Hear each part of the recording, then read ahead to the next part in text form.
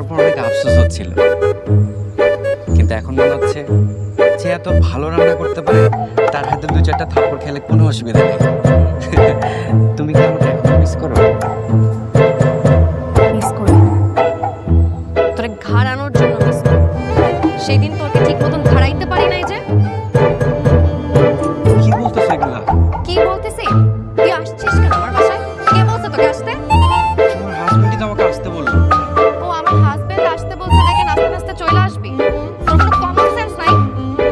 ও তো বললো তুমি এখন আমাকে অনেক মিস করো, হাতে লুকে লুকে আমার ছবি দেখো, রান্না করতে করতে বালিশ ভিজায় ফেলো।